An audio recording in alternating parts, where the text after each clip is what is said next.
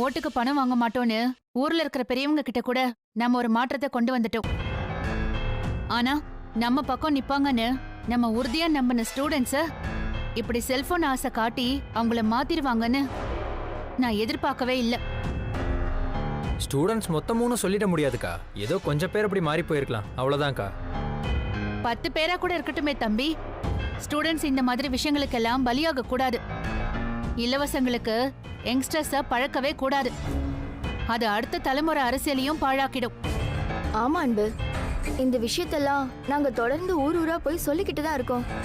ஆனாலும் அரசியல பிசினஸா பாக்குற ஆளுங்களும் புதுசு புதுசா ஏதாவது கவர்ச்சி திட்டங்களை அறிவிச்சு ஜனங்களை டைவர்ட் பண்ணிக்கிட்டே தான் இருக்காங்க. சில நேரம் இதெல்லாம் பார்த்து பார்த்து ஏன் இந்த மக்கள் இப்படி இலவசங்களுக்கு பின்னாடி போறாங்கன்னு சோர்வாக்கிடுது. இப்ப புதுசா ஒரு குரூப் கிளம்பிருக்கு. இலவச திட்டம் உண்மையாவே பயனுள்ளதுதான், ஏழ்மை நிலையில இருக்கிறவங்களுக்கு தான் அதோட அருமை தெரியும்னு சொல்றாங்க. எல்லாமே தூண்டில் புழுவை காட்டி மீன் பிடிக்கிற வேலைதான்.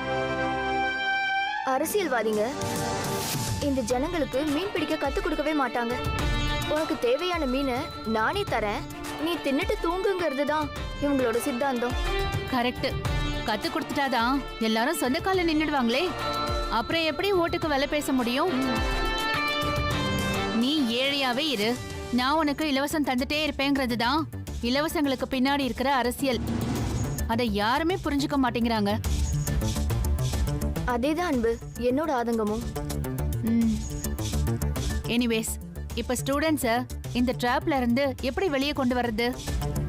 அவங்களோட ஃபியூச்சருக்கு இப்ப என்ன தேவைங்கிறத யோசிச்சு அந்த மாதிரியான ஒரு விஷயத்த நாம பண்ணணும்.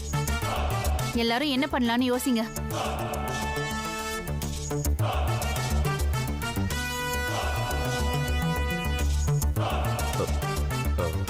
அன்பு, இப்ப நீ சொன்னதும் தான் எனக்கு ஒரு யோசனை வந்திருக்கு. கண்டிப்பா இது ஸ்டூடெண்ட்ஸ நம்ம பக்கம் கொண்டு வரும். அது மட்டும் இல்லாம பேரண்ட்ஸும் நம்ம பக்கம் நிப்பாங்க. என்ன யோசனை மாமா?